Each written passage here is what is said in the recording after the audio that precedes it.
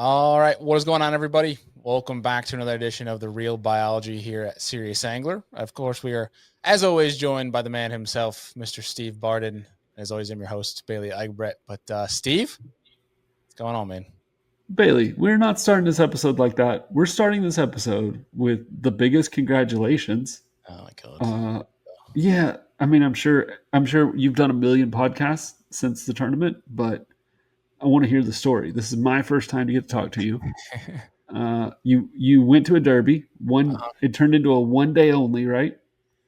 Turned into one dayer, yeah, because we were gonna have it was Lake Champlain for folks, and it was going to be on Sunday, 15-mile-an-hour straight south winds on Lake Champlain. So Right. for folks who don't know, Lake Champlain, it might as well be a Great Lake and how vast and big it is. And so, yeah, they canceled that because there was a mix of that and thunderstorms. Right. And I went out of curiosity that Sunday. I did sleep in, thankfully. I slept until like 8 in the morning that day. It felt pretty nice. But I drove out to a road where I could get a glimpse at the area that I'd fished in on Saturday. And it was about 5 footers and a wall of rain. And very glad that they canceled because my dumb butt would have You went would have out went there. back. You would have Yeah. went back, dude. All right. So it was a 1 day tournament. It's Mhm. kayak. I don't know if everybody who listens to this knows Bailey fishes in kayak tournaments, and it was statewide for New York. So it was nationwide. It was the Nationwide. the National Bassmaster Kayak Trail. We had people all the way from California coming to compete to, people from Georgia, Florida, Right. Texas, like all over the place to come compete. And So you of took course the we Hobie out took the Hobie out. Um, yeah, we had a couple days on of Lake practice, Champlain. Yeah. Lake Champlain, and had one with 100 1/4 inches, which had about 23 pounds, which is a pretty big bag for Lake That's a Champlain. pretty, that's a Yeah. good bag. And if I was reading the results right, you won by half an inch, A quarter of an inch. quarter of an inch, Quarter of dude. an inch, That's which is like a couple ounces maybe in the boat Yeah, world. nail biter, nail biter. And so now you're qualified for the kayak championship with Bassmaster, right? That's right. Sounds like it's So going to be on either Chickamauga or Nickajack or something like that. So does that happen in conjunction with the classic? same week, but it sounds like there's changes coming. I don't Okay. know if they're confirmed or not, but there's been rumblings, and who knows what it's going to turn into until they announce the schedule and everything this fall. But it'll It'll be be in your conjunction with the classic in Knoxville. it'll be your second time to fish that event, the championship? Third, third. I Third fished the time. first Third one time. in Possum Kingdom, which is actually where that Yeah. little orange flag came from. Love Possum Kingdom. Absolutely love that place. And then I fished Fork this past year, and now this will be my third one. And you're gonna go to the chick, huh? If it's at Chickamauga, yeah, which I hope it is. I know some people don't like it. I love Chickamauga. I've been there Yeah. 7 or 8 times now, and I swear every single time I fished it, I do something completely vastly different. Yeah. I just love how it's new every time. I know obviously it's a hard fishery because it's very pressured, but I don't know. You know those fisheries that you just go to that you feel like this is gonna sound hippie-ish, but like your soul just kind of vibes with it. Yeah. Yeah. Yeah, You feel like today's gonna be the day. I'm gonna go yeah, smash them. And for some reason, like right as you're walking out the door, you're like, you know what I ought to grab is that buzz bait. And you grab that one buzz bait, and then smash one. and then, and then you finally you tie it on and you start smashing them. And you're like, why did I think of that at last minute? And why don't I have six of them? Yeah, yeah, exactly. That's just how I feel about Chickamauga, man. I'm super excited for it, and just in general, they do a great job running that kayak series. And Yep. I know you're a fan of that because it's catch, photo, release. As soon as they get in, I am. they get on, Y'all use wet the board. Tourney X app. You Mhm. put it on the board, Tourney X app. Do Yeah, y'all have a real time leaderboard? Like, could you yeah, see the movement? yeah. So I All right. always these 2 day events I check just to see like how people are catching them, that sort of thing. And I usually don't check ever in 1 day Uh-huh. events because I feel like it messes with me mentally and how I fish. Yep. Whereas day two, you kind of have to just so you can see how you're stacking up, like if you're going to lay off fish or not. And granted, this was a different case because with the weather it was going to be on Sunday, one way or another, Right. my goal was to burn down the area I was in. Yep. Just worry about Sunday to get to Sunday, if that Gotcha. makes any sense. But no, I was checking it, and then they announced at 10:30 through the Tourney X app, and I was checking the leaderboard. I was in the top 3 all morning. I had like 97 inches by 8 a.m. and like 10:30 they said day 2 is officially canceled because the winds were getting worse, storms coming in, and that was when I just stopped looking at it and said, just hammer down and Yeah. whatever happens, happens. Just don't let up till the tournament's over. And they turned standings off. I think like an hour left. My buddy had told me that I was leading by an inch and a half or something like that going into standings, getting turned off.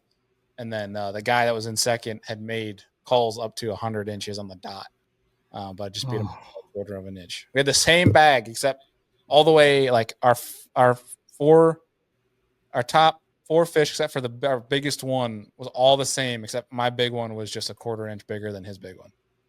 amazing. Got Amazing. super lucky, and it was And cool he though. qualifies as well, or you're the only qualifier? Top five, I think Top five. qualifies. Okay. Good. Good. So he doesn't get to carry the trophy. Where is the trophy? The trophy is right here. It's too There it big to hold is. on the high one, so I couldn't put it up there. So that's my Murray top 3 from last year. Yeah, Uh, I like it. I like yeah, it. So you got the big trophy now. it's a big one. Finally, I got a big one for Bassmaster, and then I have the Yep. Hobie. So I feel accomplished. I at least got the 2 trails. No, the room Except is one coming exists now. together nicely. But Yeah. Yeah. yeah. Everybody who's listening on Spotify is gonna have to go check out Bailey's man cave. He's got working there. He's got a couple trophies. Just a few. Everything's looking good. Is Rockstar, man. Congratulations. Thanks, man. It felt good to finally have.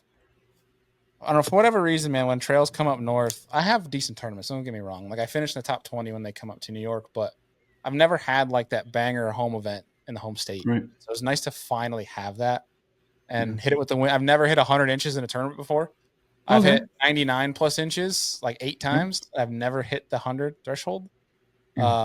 So it was nice to finally do that in a tournament. Like I've had it fun fishing, but never in a tournament. So it was pretty cool. Had the whole place for the most part to myself until somebody had joined me out in my area uh, around midday. But for the most part, I had everything to myself, which was cool to figure that stuff out. Yeah. I am hopeful. You said it's catch photo release. I'm hopeful with the MLF announcement and the partnership with Bubba that we see some of the kayaks adapting straight into using the Bubba scale, the score tracker. They have that light scale now. It's so much smaller. Like I think you guys could actually weigh your fish on the kayak. Yeah, it's the only issue with that is kayaks are obviously much less stable than a boat. Of And so course. you're Yep. going to have a lot of variability in one, how do you record that with especially the waves? Like take like a Sunday, if we went out in those waves and you're trying to weigh a fish in a kayak, there's no way to get a stable Oh weight no, man! on there. Listen, Bubba Scale takes care of that. What Bubba does is it has an algorithm. So when you hold your scale up and you're holding it up, it's taking like I'm going to sound ridiculous, but it's taking like 1,000 measurements of weight and it's averaging them out. So as you're moving up and down, it's creating an average, and then once it stabilizes that average on that number, it locks. Hmm. Like because they had to take that. I mean, yes, you guys definitely have. Those kayaks are moving a lot more than a bass boat, but that's how we use them in all conditions for Major League Fishing. Yeah. So either way, awesome win. Yeah. I love the format because I like that the fish went back in. I did a podcast, a Bass After Dark last week with Barb Elliott, and I Yeah. have one of my fizz kits here from Yeah. Barb's Best Fizz Kit. I had one of And her fizz kits with me for Champlain. I fizzed a couple of my smallmouth just in case. yeah, and that's what's cool is you catch way immediate release, and you don't really have to do this on Yeah. most of them. Yeah. Um, Nice part so was, that's if you get good at it, you keep yeah, the fish in your net. I always wet my board before I put them on there, and you can make it yeah, a pretty quick process. But I had one that had kind of struggled a little bit uh-huh. to get down, so it's nice. I always keep my fish for how much I fish Yeah, here at lakes. I always keep my fish kit in there. yep, But yep. So it's awesome. that's great, Bailey. Yes, sir. You're a true steward at this point. You're kicking butt, winning events, talking fish care, and today we're going to talk river care. Yeah, and a big one too. A big name Oh, place that a lot of people have been talking about. I guess a heat of discussion, if you will. Yeah, yeah, and I mean, I feel bad because we had Joe on. Joe Balog is going to be on, and he's doing so much with river recovery, and we didn't talk about his tournament experience and really his media company and what he's done in the fishing community for 30 years. Because what he's doing today is really cool, and I Awesome. can't wait for the audience to meet him. I do think that we the show seems to be plagued with audio issues, and I think that you're going to have to give a disclaimer if you've got your earbuds in right now and you think you're just going to drive down the road or get on the bike and listen to this one. You may turn the volume down a little bit because Joe gets passionate. When he gets passionate, man, I don't. We're going to have to send that boy a new desk because he was he was excited. He was Yeah, laying down the judge's hammer, dude. He was you could tell when he's adamant about a topic because absolutely. every point was struck home with a strike on his desk. So Yep. know that that is not like an audio issue. That is I don't know, Joe's pure passion, and just know that that's coming. We're bringing it 100% again with this episode. Super passionate individual. Joe is amazing. He answers all the questions. Man, he holds nothing back, and I can't wait for the Yeah. audience to hear this one. Heck yeah. Well, Steve, I think without further ado, let's Let's get him get on to here. it. All right, folks, we're back with another edition of the Real Biology here at Serious Angler. And Steve, what do we have up for today? Who's joining us? I am so excited about this one. I say that every week. Whenever we started this show, we were like, let's just have our buddies on. And this is one of the guys. Joe is doing some crazy things in Florida that we have to highlight in this show. We had Troy on, Troy Goldsby, a few months ago, and he's a herbicide applicator. And we Oh, heard in the comments that what we want is the opposite side of that story. And we're bringing wow. it today. Yeah. Joe, You didn't thank you tell so me much that. for being on the show. I know. Well, I didn't tell you any prep because I don't prep. So I don't want any of our guests to prep. I want to have a conversation straight off the cuff. And I'm so happy you're here to talk about Mighty River recovery and all of your work. And we're just glad to have you, man. Thank you. Thanks. Any chance we can get our message out, we'd love to do it. That's for sure. So I could talk about it forever. I warn you. Good. We're going to today. So Joe, let's just start. What compelled you to start working on this Mighty River recovery, and then maybe just explain a little bit about where that's located and what it's doing? Okay, yeah. So, and this is a bass fishing based show, correctly? I mean, it's correct. Correct. So it fits right into there. We don't always talk to hardcore anglers and that focal group, but really that was kind of part of the reason we started. Mighty River Recovery is a nonprofit organization working on restoration efforts for the St. Johns River in Florida. So most people that bass fish probably have at least heard of the St. Johns River. Probably lots of them have visited the St. Johns River. And at one time in bass fishing history, the St. Johns River was truly, the capital of the world when it came to largemouth bass. It's 300 miles long. It's located in eastern and northeastern Florida.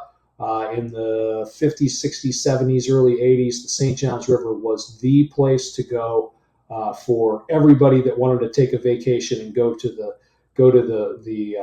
Hall of Fame of bass fishing, ground zero. They were going to the St. Johns River. So we have this tremendous resource. Actually, it hosted the Bassmaster Classic, big tournaments forever. That for decades was probably one of the best fisheries in the world. And throughout the period, beginning probably in the mid 90s, we started seeing some declines on the St. Johns River. And by that, I mean just general fishing declines, water quality declines, catches going down, things that happen to fisheries. But what didn't change is that continued to happen. And we saw this trickling effect of less lower catches, less interest, less tourism, which when you looked at it from a kind of under a microscope, you saw less habitat, you saw less success in the fishery, you saw more invasive and exotic fish. You were seeing less and less of what Florida was known for and more of just problems. And then it kind of really culminated in the mid 2000s, 2010, 2012. We saw some real big fallouts. And then by about 2016, we saw huge habitat losses across the river basin. So something that local people had been seeing for years. The old adage was, the river is tough, or boy, that's a tough place, and the catches were always mediocre. But it was only a generation or two ago that the catches were literally historic. So it was kind of an accepted slow decline that everybody in the area just said, well, that's just part of it. The river's been going downhill for years. And then we looked around as bass anglers, as people that were using the river, as operators, friends of mine that are operators of a fish camp, and it was just this accepted decline. And we thought, well, there must be somebody doing something to work on it. It was obvious. We're losing habitat, we're losing fish, we're losing tourism, and there was nobody really that was working on those interests. There were groups that were working on water quality. There were groups that were working on pollution efforts, but there was nobody working on the fact that you would go fishing all day and catch one bass. So we formed Mighty River Recovery as kind of an answer to what are we going to do for freshwater resources along the St. Johns River, which of course has evolved into, we thought, and I think you get this a lot with any nonprofit or organization like this, we thought it was going to be, okay, we're going to do A, B, and C. We're going to work with the local government or politicians or resource managers, and we're going to figure out a better way. And in a few years, we're really going to be climbing the hill. And then when we looked at all the problems, what we thought was this much was this much. So now it's taking a full-blown organization and effort to really take a bite out of this and see what we're going to do moving forward. That's a great background, Joe. That's the hook. That's the hook, everybody. Bailey he's like this about water bodies in New York. He asks me all the time, like, how do I set up an organization? How do I talk about aquatic plant control? You are the guy, Joe, and that's the hook. So let's go from the beginning. Okay. How many people were involved in establishing the organization in that first run where we thought it was a small problem? How many people did you have involved? Just a handful. And it kind of evolved. It's still evolving. I should probably back up. Mighty River Recovery started in January of 2024. So we've only been around about 18 months. And we've seen different phases of growth during those 18 months, from the initial startup where you get 100 people that are really passionate and they're really into it, to, as you start getting media attention, as you start doing events, as you start making progress and doing restoration, you get different groups that get involved when they see it really kind of hit home with them.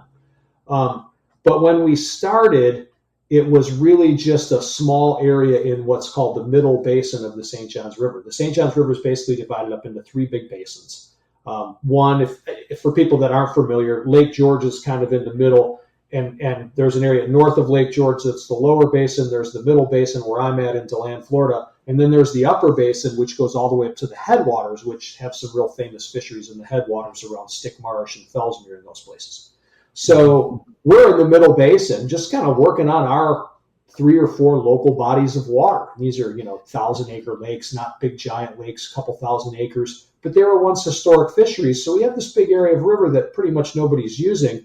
And a handful of us, literally 4 or 5, got together and said, hey, let's try and do something to push management forward. At the same time, I was working kind of in a consulting style position through a group that was working with the Florida FWC, our game and fish managers. Mm-hmm. And myself and some other people were sitting in a group, an assistance group, and we were talking about things like plant management and different things affecting fisheries in the state. I'm there, people from the Audubon Society are there, people from Captains for Clean Water are there, people from Bassmaster, whoever, Major League Fishing, they're there, and we're all giving our input. So I had already seen a little bit of familiarity with the game and fish people, and then the local people here saw the fall of their fisheries, so we wanted to do that. And I've got a fisheries background, a fisheries science background, so I'm kind of looking at policy, I'm looking at fish, I'm talking to my friends who are guides and things, and we're trying to put this group together. At the same time, a few small restoration efforts were trying to tackle loss of submerged vegetation in a different part of the river, north of here, the lower basin. And that was a volunteer effort that some people that later became board members and members of our group were undertaking along again with the FWC. So I'm working a little bit around my area, and some other guys are working down north of here, and we're all kind of doing the same work, and we're all calling each other in the evenings, and we're saying, hey, we're going to start this new group, and all of us are saying, we're doomed. Like, the river's a wreck, and the plans moving forward are poor at best. And there's no attention, there's no money, there's no budget, there's no group. Like, what are we going to do here? So it's a long-winded answer to how many people started Mighty River Recovery. Really, 2 started, myself and a girl that runs the local fish camp. But quickly we had 5 or 6 pretty important people, and then within the second year we evolved to a 9-person board that had kind of a few different walks of life, and we've got another handful of people that are very, very with our group that are very active, that are doing restoration work for us, helping us, that are boat captains, or they're in the water doing things. So we've got a much bigger group now, and it gets bigger all the time. But the one thing that I thought was going to happen was I thought we were going to say, we want a better way moving forward. We want better management. Here we are. We're here for the fishermen. We're fishermen like you. And I thought we would get thousands of fishermen that would show up and just be right behind us. And it really that has not been the case. The most active members of our group are more the residents and the citizens and the people in the area. Some fish, some don't. But we don't have, we have bass fishermen, we have tournament fishermen, we have people involved. But where I thought it was going to be 80% of our group, it's really only 10% of our group. We have just as many 50 or 60-year-old ladies as we do 40-year-old men. So that's both good. That's good for us because we get to see we get to broadcast to a lot of different people. But I would like to see more involvement from fishermen. We're always working on, hey, how do we appeal to this group versus this group, and what can we do to bring more people in? So it's a work in progress to get people involved, and it takes getting people involved. That's the whole thing. Is we tell people all the time, like, for instance, our group has a free membership, and the reason we have a free membership is because when we sit and we talk to legislators or we talk to game and fish people or whatever, literally the number of people that follow us, are members, are engaged with us, every single person makes a major difference. So we want as many people to be involved as we can.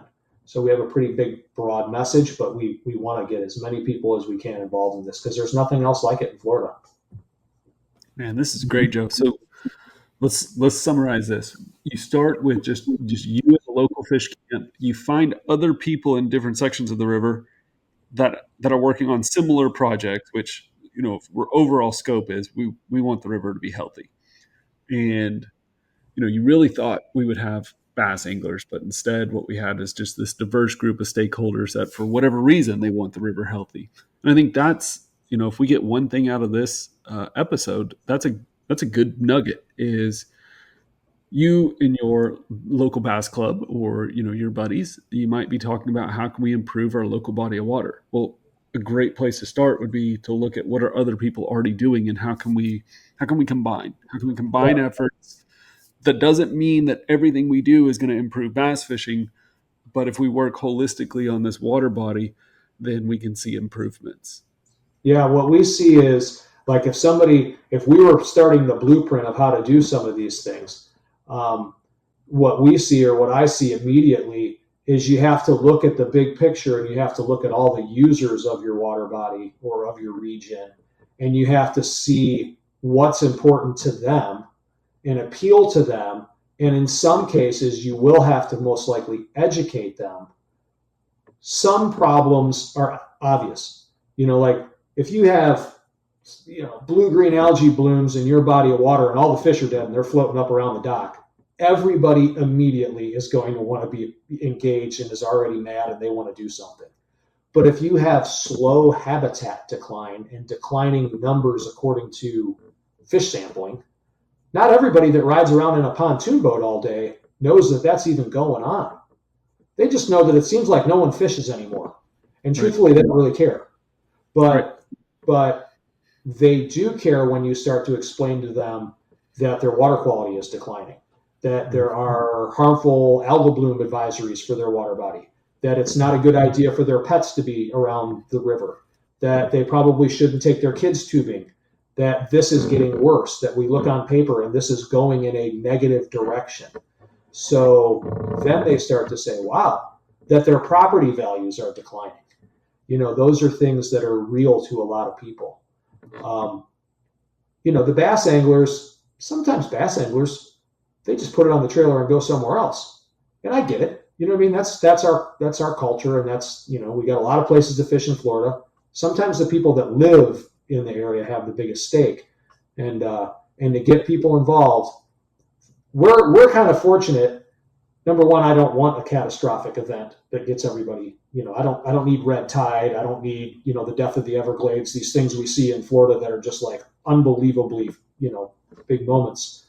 But we're fortunate because we have the anglers, we have the pleasure boaters, we have the manatee people, we have birders, we have wildlife refuge people, we have paddlers, we have a lot of people that all rely on one thing, that river. So it's good for us to have that diverse group. Absolutely. Yep. Love all those perspectives. If we go back to, it's just you and the fish camp owner, and y'all are having those initial discussions, and we think about the issues, the small issues that you thought you were going to be addressing. You've been on the advisory committee, you kind of know the process. What were the couple, just the high points, the couple things that you thought you were going to address, and now that you've got a bigger, diverse group, how has that changed?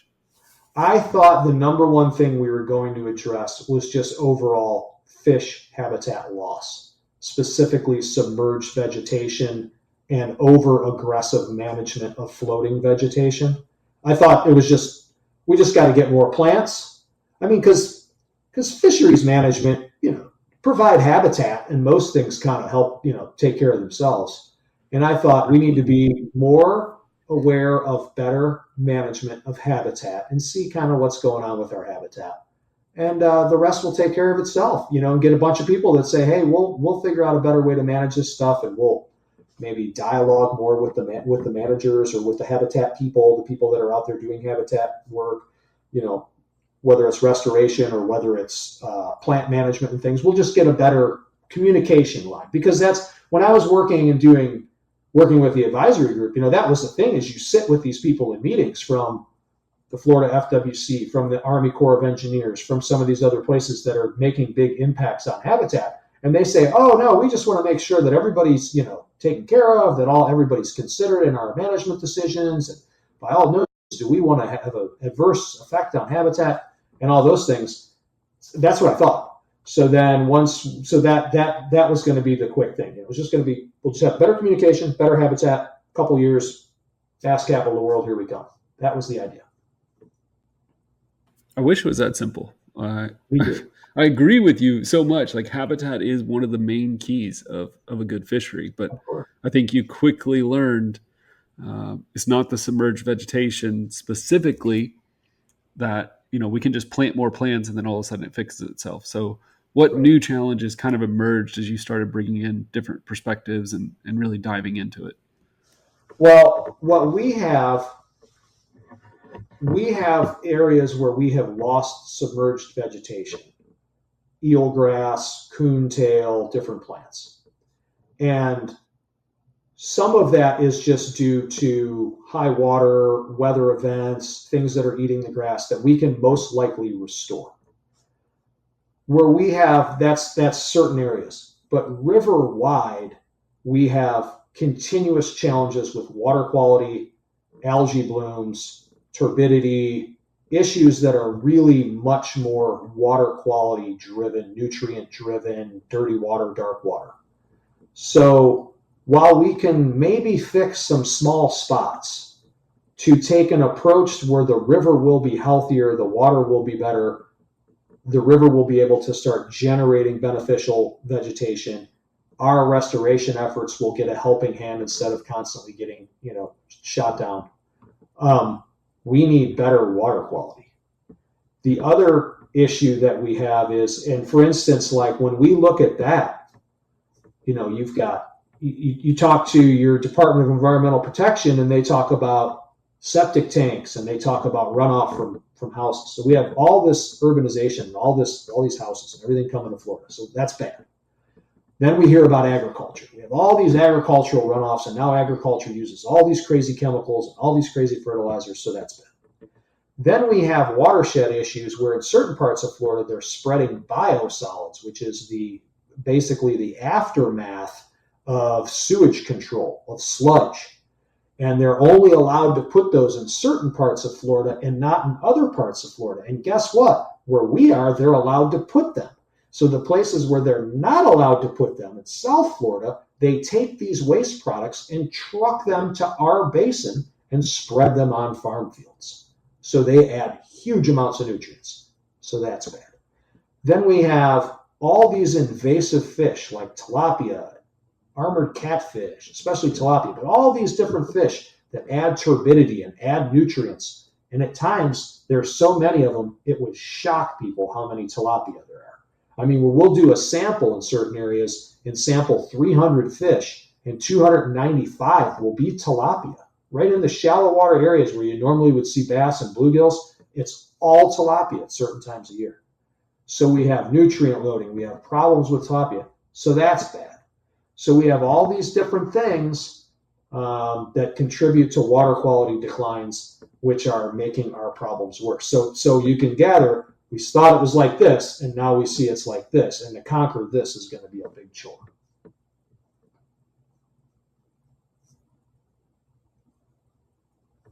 That's. I think we might have actually lost Steve. I think he's frozen. Yeah, I think so. He's froze up on my screen.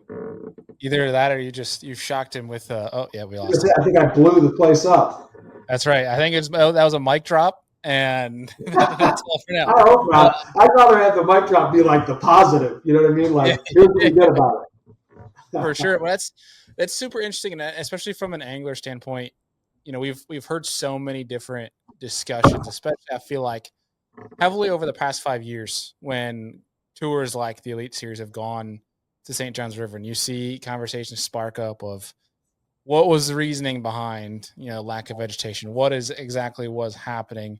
So it's good to finally get some actual facts behind that. And I love where we're going, but not to fully backtrack. One of the things I just wanted to mention before it got lost in conversation was I'm a little shocked and I guess a little disappointed that the angler representation was so low in that regard, where I feel like you hear about it regardless of where you're at in the country. If there's a fishery that's struggling, all you hear is the anglers that are, talking bad about it or disgruntled. And I hate to hear that and not see the action. You know what I mean? Where it's to get involved with you guys, I feel like it's not a big of a lift on a specific angler to either speak up or just join as a member or what have you.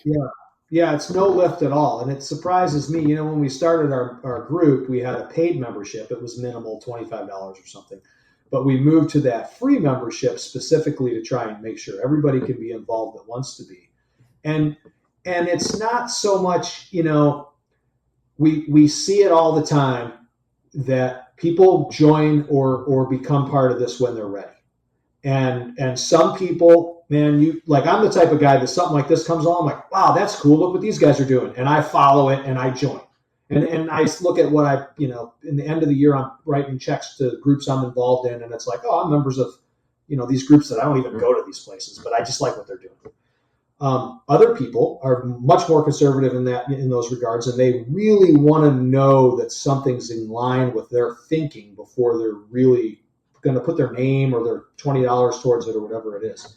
So we have our membership grows all the time, and when it used to grow in these waves, like we would get a big social media post and we get a bunch of memberships, or we'd go to a local meeting and we get a bunch of memberships, and that still happens.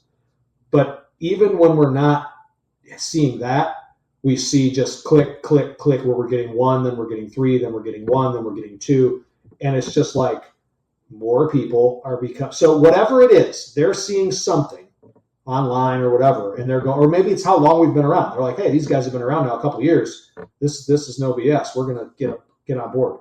So we're getting members, and we have members of the fishing community that are really important, like John Cox. Everybody knows John Cox. John Cox got on board right away because he's a St. Johns River guy. He's helped us tremendously.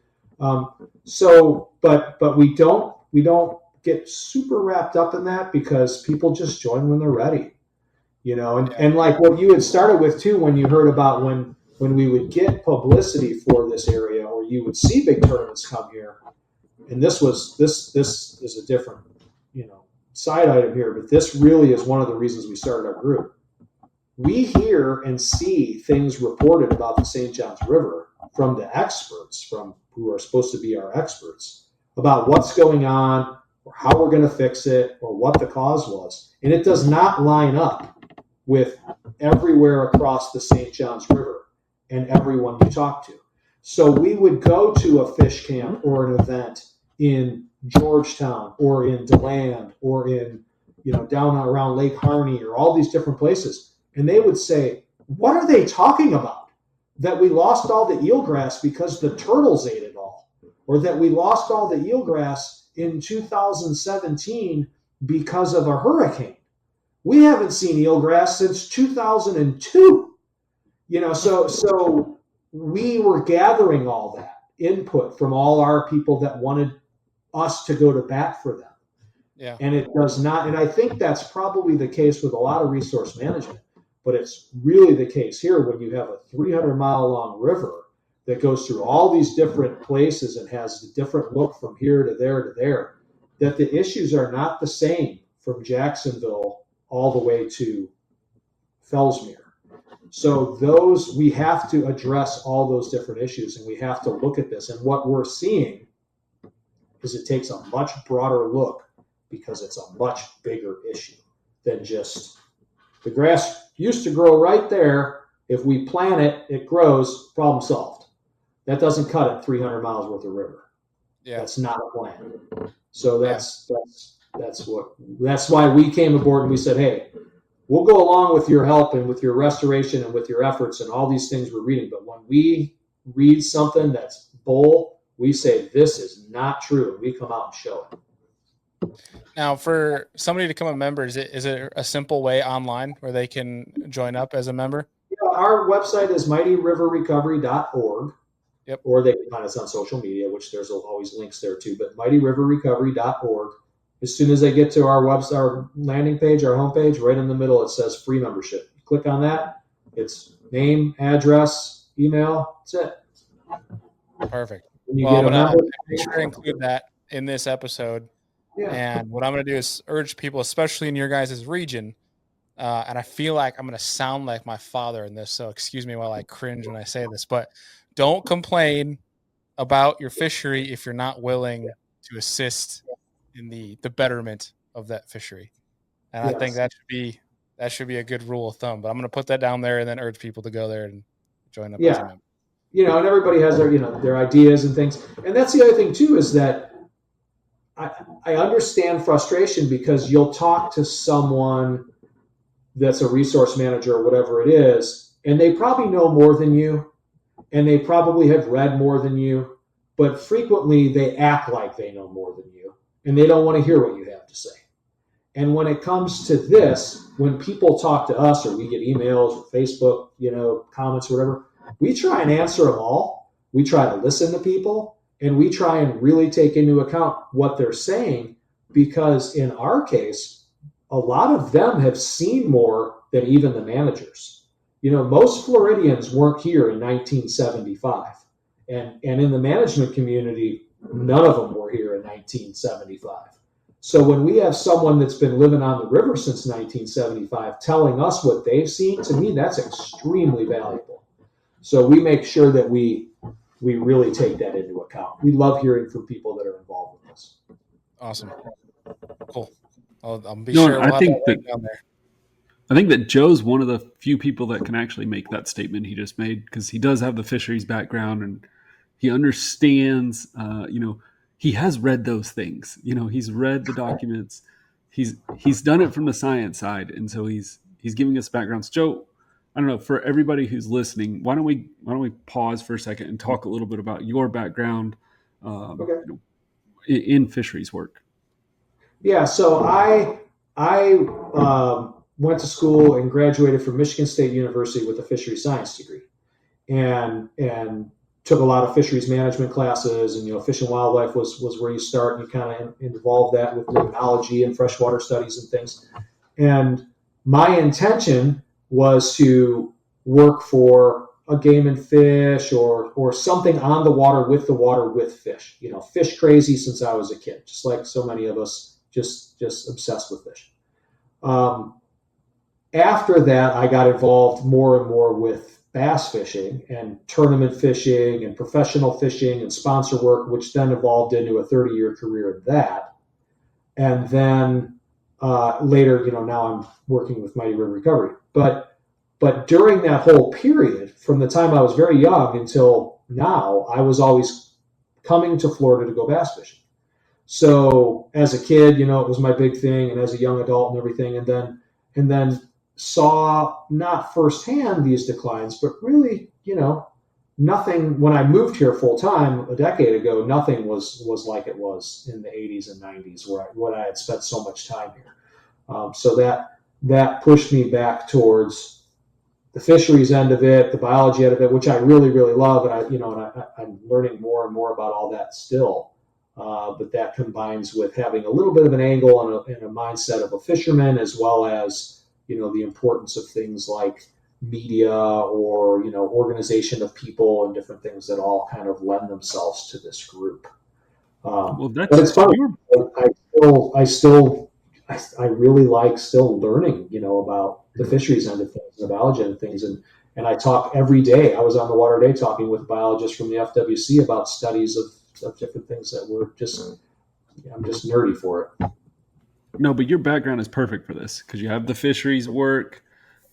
You are a transplant into the state of Florida, but you have the tournament background and the media background. So whenever you're putting together a nonprofit, you're looking for scientists, you're looking for people who have media, you're looking for anglers. And then, the St. John is just so lucky because they have you and you have all those things in one little package. And it's exciting. And I am one of those early adopters. I'm one of those people that saw the post, of you guys caging submerged plants, putting them in cages back in 2024, maybe even, it might have been like the end of 2023 whenever I saw the first. And I immediately went to the website and got my decal and became a member. I'm just like you, Joe. Like, this stuff just excites me. Yeah. Yeah. And you know what? I don't know. I don't spend too much time thinking, boy, I wonder why so many more people don't get involved. I wonder why that guy right over there that's fishing is not a member when it's important to him what's going on the river or what's happening to the river. And that only bothered me for a minute because it bothers people that work with me more than me. We go to things and some of my board members and stuff. They just can't. It blows them away that more people are passionate about it like we are. But I instead feel like, well, this is my thing. You know what I mean? This was something that, if you look at all of my background and if you look at the way my life evolved, it just kind of set me here.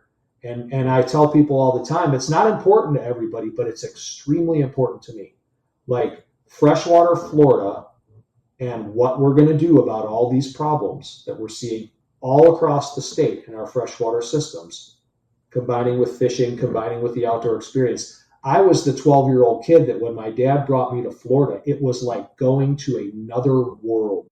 It was literally better than anything they have at Disney World, better than any place I've ever been. And I think that kids in general, young people, a lot of them have that. Maybe it's the first time they ever went to Colorado and went skiing, or maybe it was the first time they ever went on an airboat in the Everglades, or whatever it may be, or saw the Adirondacks, or whatever it is. Mine was when I came to Central Florida and went bass fishing, and it started something with me that has been a lifetime pursuit, profession, whatever it is, that it is, I remember still how important that was to me. And I don't think a kid now coming from Ohio should come and get in a boat, catch nothing all day, and essentially be driving around in a retention pond with algae bloom. Yep. That doesn't work. So I'm about making this place, getting people back to awareness of our resources in Florida because they need help. Well, and kind of to bridge that to what you were saying earlier, I think what you learned really quickly is that fisheries management is actually watershed and land management. And the practices that are done in urban areas are impacting the river and impacting that water quality. And what is being done in Tallahassee with decision making is affecting the river.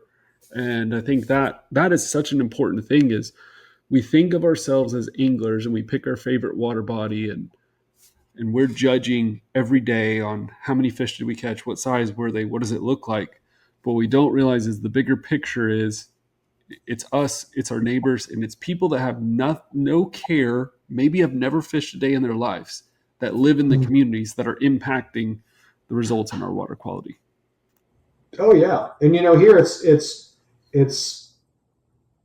the biggest example of that maybe in America. You've got everybody. Even if you don't know a lot about ecology or things like that, you've got wetlands, which everybody knows the importance of wetlands. Which the vast majority of Florida at one time was essentially wetlands. Development of those makes a huge negative impact on your watershed or on your freshwater systems. We've got more development, I think, than any state in the country. We're the fastest growing almost every single year. We've got very little to no regulation in terms of how that happens.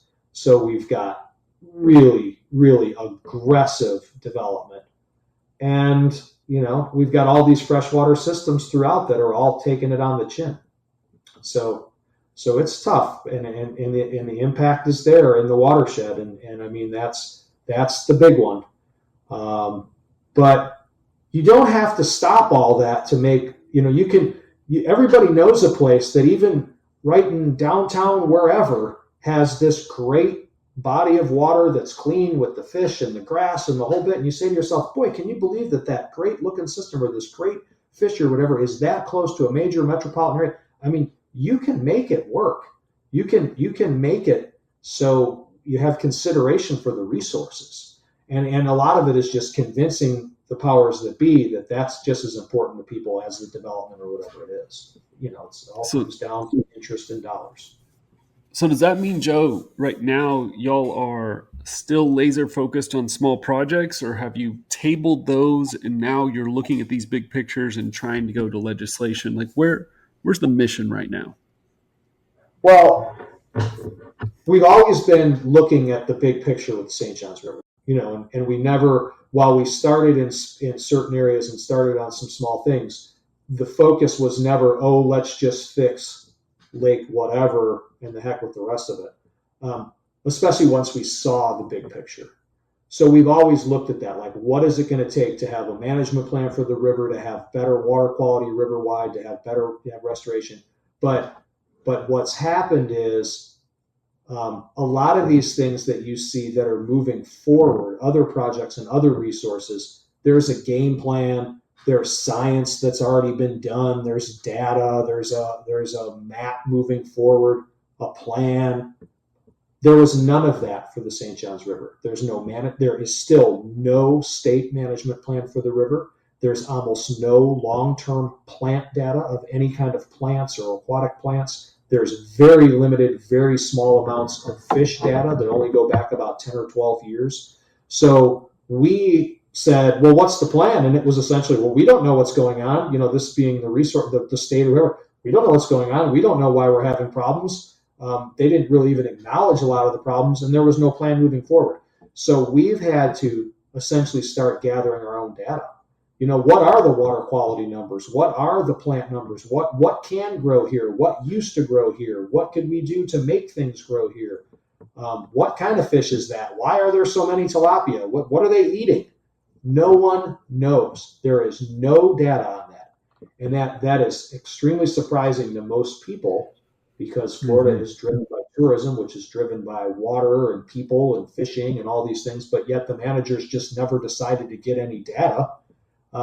So that being said, we have had to start on essentially small projects in lots of different areas because we're really getting baseline data. I mean, that's what I was doing this morning. This morning, I went out and took 6 sediment samples from 3 different bodies of water that will go to a lab in California to test for 8 different herbicides in those sediments that have never been tested before ever on the St. Johns River. So you have complete fallout of vegetation, managers that say, yes, we've lost all our vegetation. We agree that's bad. We're going to figure out how to restore it. But they've never even tested for chemicals. They've never even tested. Like, as if you went and bought a farm and nothing would grow in your farm. Wouldn't you test your dirt? That's never happened. So we're having to do it ourselves. Let's look at that project a little bit, Joe. Yeah, let's look at that one. So when you say you're doing it yourself, you're funding this yourself, right? Correct. I mean, we're applying for grants. We have some donors. We are on the ground floor of our grants, but we have some great partners. The Bass Pro Shops Cabela's Conservation Fund is a funder of ours. Duke Energy Foundation is a funder. But I mean, we are really starting small. So yes, we are funding it, driving the funding, and paying for it ourselves. So grassroots, nonprofit, we're going to fund this ourselves. One of the things you're doing is you're doing soil samples. So you've kind of divided the river into sections somehow. And how deep are you getting the samples? Like, walk us through the process. I don't think a lot of people even understand what a soil sample is.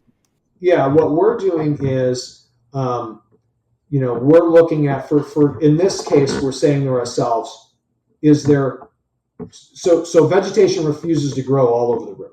Most bottom rooted vegetation, and there's a lot of different reasons for it. In some places, it kind of grows. In some places, like I mentioned, there's all these variables. But no one is testing the soil or the water to see, is there something that's holding us back right off the get-go, besides all these other things? Is it even possible to grow vegetation in this environment? So water samples, which we've already taken some, are pretty, when you're looking at herbicides or those type of chemicals, they don't last in the water very long. Some do get in the soil, and we've read reports where they can bind to the soil and they could potentially impact your growth of plants. So we have 3 different areas and 3 different lakes, fairly close to here in the Middle Basin, where we're doing vegetation enclosures, we're doing nutrient sampling, we're doing different types of enclosures, we're doing fish sampling, we're checking all these variables because essentially none of that's being looked at. And it doesn't make any sense to check your phosphorus here, but your nitrogen here. So we have 3 different areas that are all getting the same test to see what we come up with. And it's funny because they're fairly close, and they're 3 totally different bodies of water. One has black, mucky dirt. One has sand. One grows all kinds of lily pads. One grows cattails, whatever. So when we're going and doing the sediment samples, we're literally going out to these enclosure areas and we're taking bottom samples in containers, and we're putting them in containers. And those are then, there's a couple things they could do. They can either get the water out of those and test the water, or in our case, what we're having done is they're removing the water and testing the actual soil, which is very, very difficult, and it's very expensive, and there's only a few places that can test for the specific herbicides that are used here in the soil. There's a lot of places that can check your soil for, I don't know, potassium, whatever it may be, because there's not many that can test it for dicot, which is a chemical that's used to kill vegetation. So we have 3 different labs that we're using. And we're doing all different kinds of samples and shipping them out all the time. The people at FedEx love it when we walk through the door. Yeah, I bet. And have you had any preliminary results at all? We've had one set of results. Again, we're testing for 8 herbicides, and we're testing in the water and the soil. We've had one set of results for 6 of the 8 in the water only, and there was no sign of any of those 6 herbicides in the water. And this is where I want to pause real quick, Joe, and I want to talk to the audience directly, because we have Bailey has a ton of anglers that watch Serious Angler Network. My audience is a lot of scientists, and there's a lot of agency scientists who are probably listening to this right now, and maybe they're cringing a little bit. But I just want to remind everybody, this is the scientific method. There's a hypothesis of, hey, we can't grow grass. We want to try to figure it out. Let's start excluding things. So as Joe's running water, as he's running soil, this isn't trying to necessarily find what's causing the vegetation to grow or not grow. It's just taking things off the list. He also mentioned they're caging plants. They're looking at different enclosure types. He's mentioned several different fish species. We're going to get into all that. I'm giving you a long runway, Joe, today to tell us this entire story. But I want to keep everybody in the right frame of mind. We always, on this Real Biology show, we talk about the scientific method, and we talk about the fact that we're going to have some disagreements. And just like Troy was here a couple months ago talking about how safe herbicide is, and it may be, especially if it's used in the correct ways. What Joe is saying right now is all we're looking for is a legacy of that herbicide in the soil. And we don't know the answer to that, but as soon as Joe knows that answer, we'll have him back on the show. Yeah, and it's just like you said. I mean, if we can kind of sit back and say, okay, there's about 8 or 10 things that kind of point in the direction of problems with plants. We have to test or derive data for all 8 or 10 of those things. And even when you think you know something based on your observations or what your studies are pointing to, frequently, unless you're sitting there in the water all day, every day in that environment, things happen that you just never would even imagine. You have an enclosure unit that's keeping out things from eating vegetation, and for some reason,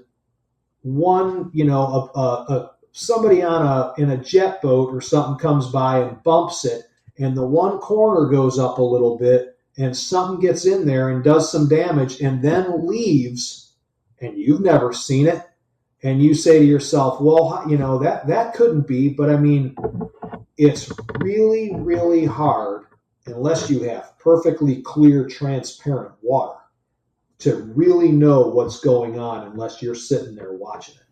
So you have to double check yourself over and over. And I'm just like anybody else. Before we started this, I said it's this, or this is what's screwing up the river.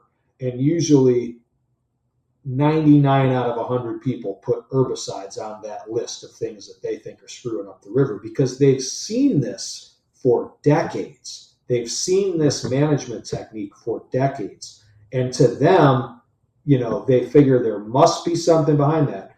And our biggest argument, or our biggest thing originally was, well, are we looking at that? Certainly we're looking at that.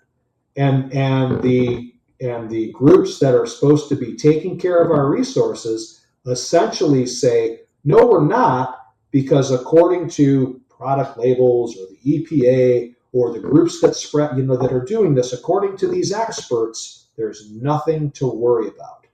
But our track record in general in the United States, when it comes to chemicals, especially pesticides, herbicides, whatever, we're never as smart as we think we are. And our track record is not good that we got this all figured out, because that is just audacity, in my opinion, because we constantly find things that are wrong with our methods, right, which improves us. It's good. We are improves better us all the time, but we don't have it all figured out. And this is what I love about this section of your project, is what you're going to find is either A, there is no legacy of herbicide in the sediment or the water column. And then you can mark that off as a differential, and you'll say, hey, the label was right, the applicators were right, the EPA is right. Or B, you find a legacy of something in there. And because you understand the scientific method and you've got that background, you guys are creating a blueprint.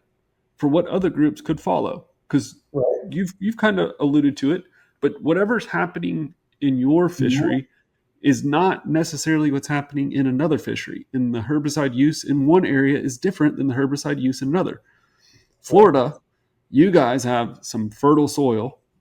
You guys have some long, warm days. There's a totally different breakdown of those chemicals in Florida compared to what Bailey would see in New York. But you're creating a blueprint for what another group across this country could do if they wanted to understand these things as well. So I applaud this effort. Thank you. Yeah, and I mean that has always been one of our very things we're very interested in since the beginning. Is people say, well, we get people frequently that email and say, well, I live on the Santa Fe River. I live in Lake Okeechobee. I live by Lake Seminole, somewhere else in Florida. Can you guys come out and start doing work here? And we say, well, no, we just work on the St. Johns River. But there's two sides to that. One, it's the biggest freshwater resource in the state, so we took the biggest one right off the bat. But we also did it to hopefully make a blueprint for whether it be us in the future, or even better would be other groups. Maybe they just work on one small lake that's in their community that they say, and we say, okay, this is how we handled this. This is who we talked to with this.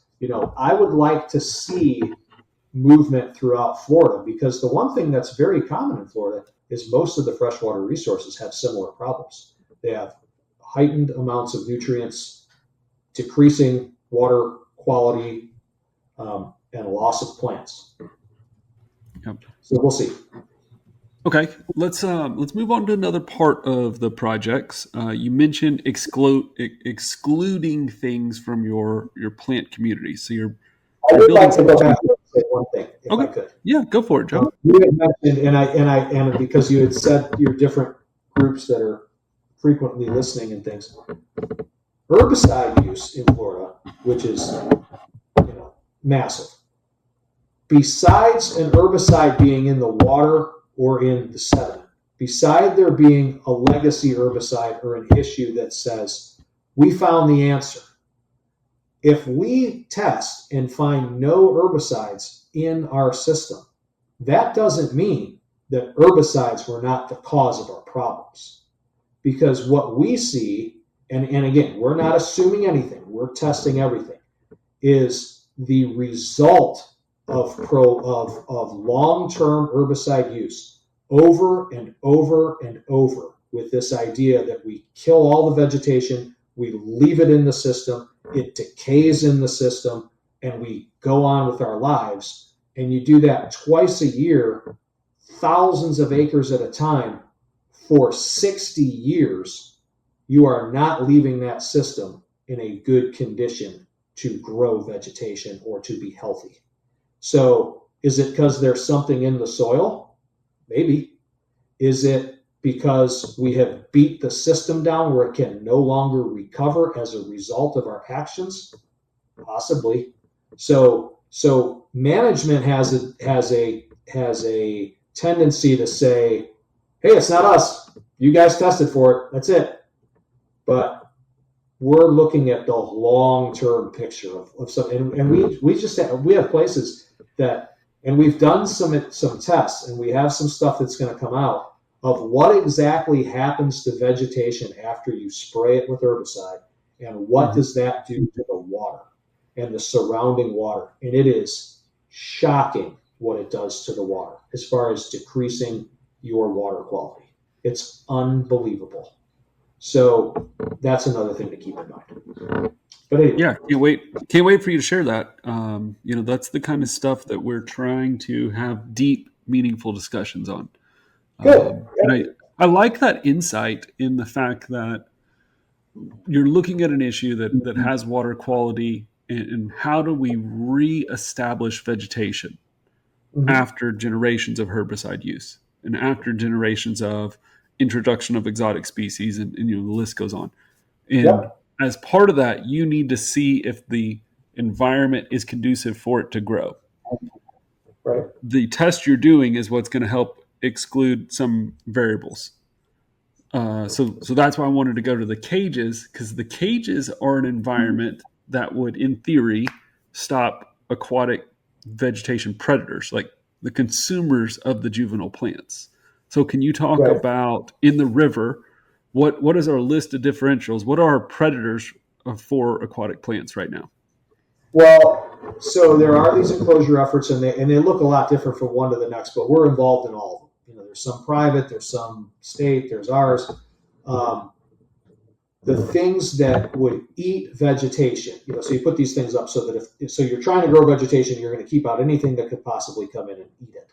Would be first and foremost would be manatees. We have a very large, very healthy, growing manatee population in the St. Johns River, in the thousands of animals. Turtles are a known big culprit too. Turtles, I knew turtles ate a lot of vegetation, but man, turtles really eat a lot of it. It's crazy. I mean, they can really take it down. And turtles here, peninsular cooters and some of these other turtles, they're 12, 15, 20 pounds. I mean, they're big turtles. Their shells are that big, so they can really eat. We believe tilapia are detrimental to vegetation, but we're still doing studies to determine that. Blue crabs, which we have a lot of, also eat vegetation. Those are probably the big ones here. We don't know if the exotic catfish that we have, the plecos and things, we don't know how much damage they're doing. Again, these things just haven't been really studied. But most places you go in the St. Johns River, if there's vegetation and it's not inside an enclosure, everywhere you look, it's about this long, and there's something that continuously eats it. And what you hear a lot of, and makes a lot of sense, and what the state talks about, is that it doesn't take many eaters to eat it when it's always this long. When it's so mowed down, anything that comes up, it only takes a couple of these animals to really keep it at that short level. So until you can get it over the hump and get it real tall, it can't sustain that pressure. Yeah, and you mentioned a couple species of plants, cattails and some lily species earlier, and those are those plants that once they mature, it's tough for a predator or something that's going to eat plants. It's tough for them to consume them.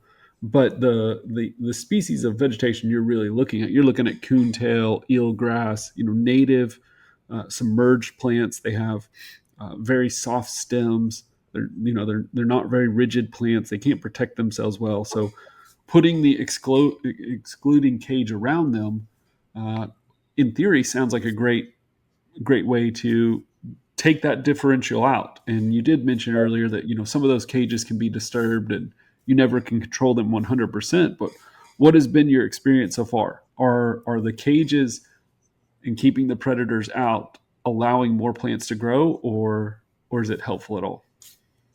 It's very helpful in certain places. Our experience so far, and what we're finding, is the more places we put enclosures or any kind of cages or any of these units up, the more places we put, the more we're seeing they don't work in some places. So originally this effort was almost exclusively in Lake George. So you have this huge body of water, second biggest body of water in Florida, always had lots of eelgrass in it to start with. This was perfect. 18 inches deep, clear water, sand bottom, put a cage up, bam, we got all kinds of vegetation.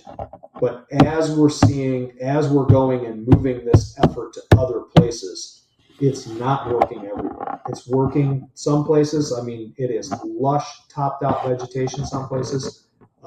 Probably a third of them, though, it's not working at all. Where we're seeing actually even vegetation that's in the enclosure is still declining. So we don't know exactly what's going on. We had, as baffling as it is to people that are really into it, we had an enclosure in one of the test areas we're doing, that's a small 20 by 20 enclosure, that had one place with eelgrass that was growing, and it still was getting chewed. And we're looking at it, and it's all chewed up. So something we thought must be getting in the enclosure. We got a rogue turtle. Who knows what's going on? We put another enclosure inside that enclosure that was only 4 foot. So we have it double walled. We staked the interior enclosure into the ground with rebar, so it absolutely could not be lifted up. There's no way anything's gone in it. It's too small for a person to get into. There's nothing that can get inside that enclosure unless it can get through an 1.5-inch fence. We checked it today, and it was completely bare.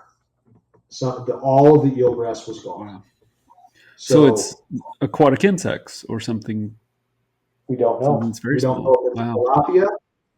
We don't know if it's something to do with environmentally. We don't know if it's a water quality issue. We don't know if it's still could be something to do with a chemical issue. We don't know. We don't know. But we know it's what we thought it was, first going in. It's not a rogue turtle, for instance. Right. So we don't know. But other places, it's growing. I mean, you can't stop it from growing. There's places in Lake George where it's growing even outside the cages, where it's just growing everywhere. So we're looking. Are there obvious things that, like, let's say that I'm across the country somewhere and I'm calling you up, I'm sending you an email and I'm saying, Joe, is there obvious signs that a cage would work? You said you can really differentiate that some places they just don't work. Is there obvious signs that if I put a cage right here, it's almost guaranteed to work, that another group could use? I would have probably said yes if it wasn't for some of the expansion of the project this year, because I've seen places this year that I thought there is no way that it's not going to boom with grass here. But what we've seen in those places where it didn't work is lake-wide, inside and outside the enclosures, your habitat just seems to be declining. Where you had some grass growing over here and this looked good, and everywhere you're checking, it's just like a little less, a little less, a little less all the time. Whereas some places, I mean, you put the cages up in Florida and in 3 weeks you have grass. I mean, it's crazy the difference it makes. We have a place on Lake Dexter that, we have a lot of small lilies here called Mexican water lilies or banana lilies, which are these little, some people call them dollar pads, which are a shallow water pad in Florida that has all these crazy spaghetti-like stems, and bass love them, especially in the spring. That was a famous thing on the St. Johns River, always, those pads. We put that enclosure up in Lake Dexter, and it's literally filled with pads from one side to the other in 2 months. It just completely filled it up. So something is keeping those pads from growing, obviously, because there's no pads anywhere around that enclosure on the outside. I mean, it is night and day. And it was just a matter of obviously keeping out an animal. That one for sure. But the other ones, it's hard to say. Wow. All right, let's think. I want to talk about that tilapia part of this project as well. You said you're not sure if the tilapia are impactful. So, right. Is there research looking at what are they consuming, and if so, how are y'all doing that? So we did some very basic sampling to see exactly what the numbers were, just to confirm what we were seeing with our eyes, and sampled 300 or 400 tilapia one time, and kept track a little bit of their size and things, checked to see dietary what they look like, but we don't currently have a way to 100% say this is what they're eating based on their diet or based on their stomach contents. Tilapia aren't like a bass or other fish or whatever, a panfish, where you clean them and you open them up and you can say, oh, look, there's a crawfish. This one just ate a bug. Tilapia, everything inside them is this gooey mush that they instantly, have inside them. We've talked with the FWC and some people, and we're dialoguing more with some scientists about how are we going to do some microscope looking tests to determine 100% if eelgrass is inside those fish or not. There has not been a study done yet. And that again, I'm not, like I said, I talk with guys that are researchers that are working their butts off in the field trying to save the St. Johns River from the state of Florida all the time. Talk to them today. They are doing everything they can. But just like the herbicide thing, how could they not have tested when you see thousands of tilapia in and around your vegetation, which is disappearing? How could you not have tested to see if they're eating it?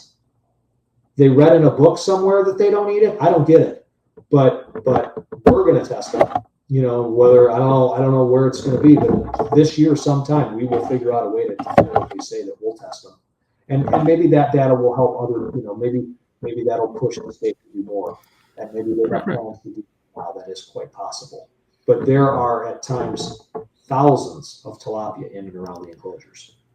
So I think they're making an impact, but we'll have to see. We've watched them eat we've watched them eat the moss and material off of bulrush stems, and I've seen them actually take, when a bulrush stem is laying in the water, and take the top of the bulrush stem off and nip the pointed part of the bulrush stem and break it off. So I have to believe that they're doing the same to eelgrass, but we'll see.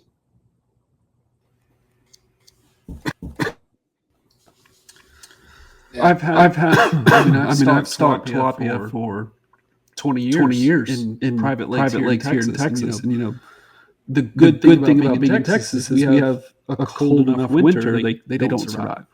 But I have anecdotally heard from other managers that you stock them on a high enough density and you will get control of things like duckweed and maybe even things like coontail that don't have a really rigid stem. So it's going to be interesting to see what y'all come up with.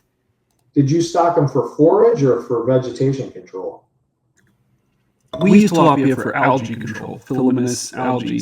And they will. I mean, they do create quite a bit of forage. They're very prolific fish. We get a reproduction every 28 days or so here. And they're mouth breeders. They're funny little fish because females will carry the fertilized eggs in their mouth until they hatch, and then they'll carry the fries. They have this kind of advantage over like your native sunfish in the fact that they have this maternal care all the way up until they're half an inch long, and they can go consume algae. And she'll even swim up to, like you're mentioning the cage. She would swim up to the cage, open her mouth, and let the juveniles out, and they could graze on the algae and then come back. But you might. I mean, you're on to things. You're once again, you've got a list of differentials. We got to figure out why these plants can't grow. Is it water quality? Is it a legacy of herbicide? Is it sediment? And we didn't really touch on, but there's other things in that sediment, including the nutrient loads that may be an issue. Is it turbidity? Is it algal blooms, harmful algal blooms? Is it predators? Is it a combination? I mean, Joe, once again, I'm so happy that you're leading this charge because it does take a special person. It takes a very, very special person.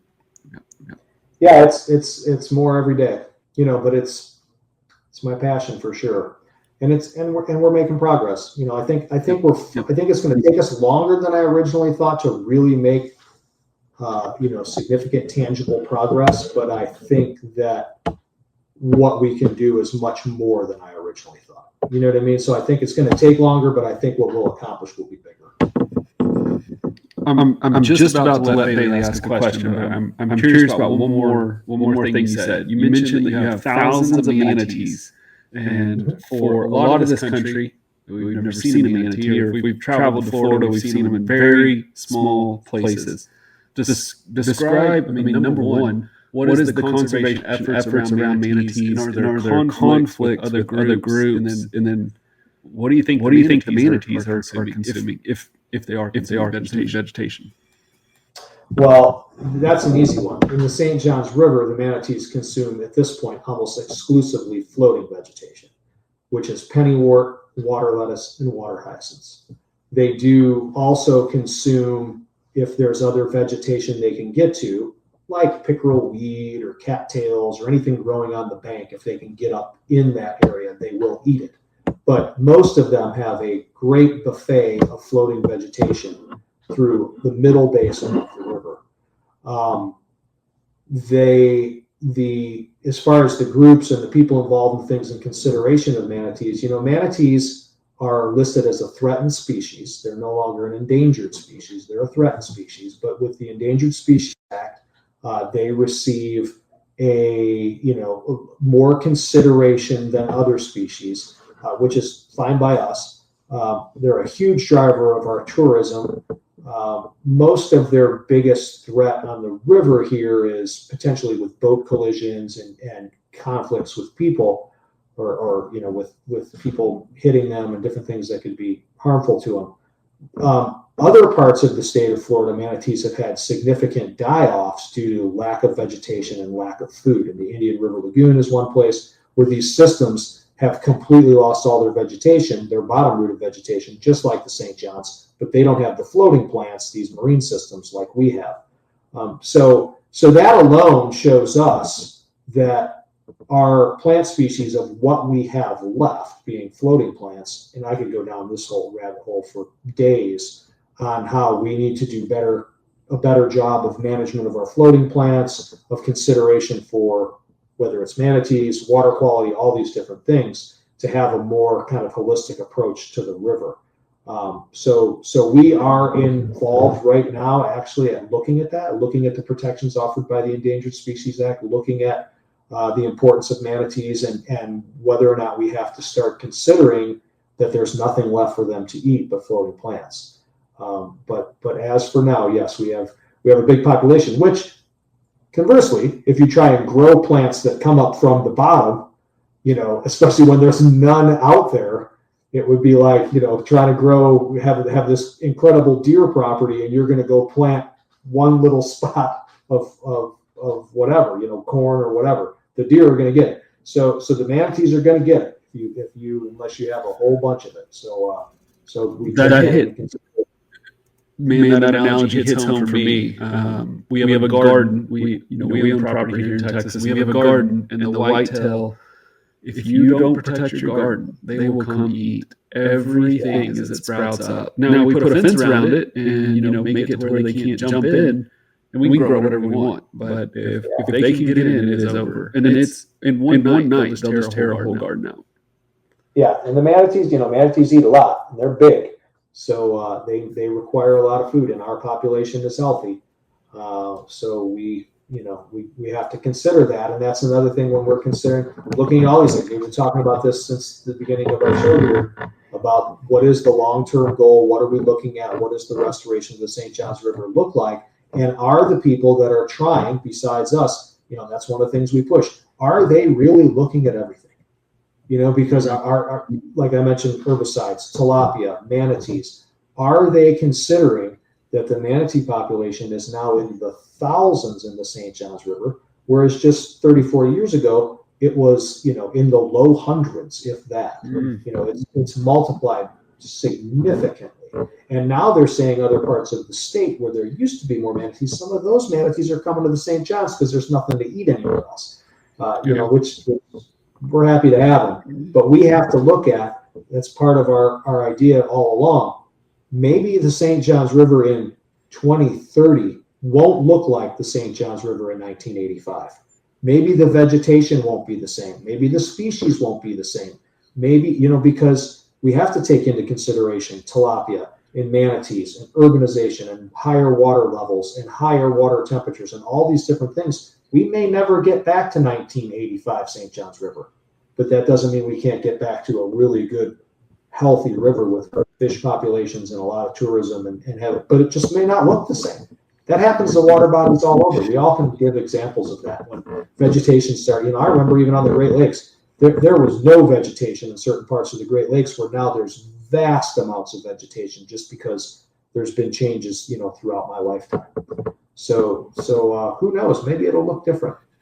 That's a great point. I mean, there's a world where you guys find out that there isn't a long-term solution to reestablishing vegetation. And if that is the case, then you start moving on to how do we build fish habitat? How do we build using natural materials, artificial materials, and establish something that can function like vegetation did. And but also vegetation. One of the best parts about plants is they absorb nutrient. So they're pulling phosphorus out of the water that's fighting against those blue-green algae blooms or cyanobacteria blooms. So they're improving water quality as they're established. So, if we go with artificial habitat or we go with a natural habitat, in the long term, water quality improvements will become essential. And, I kind of am curious is, as we kind of talk about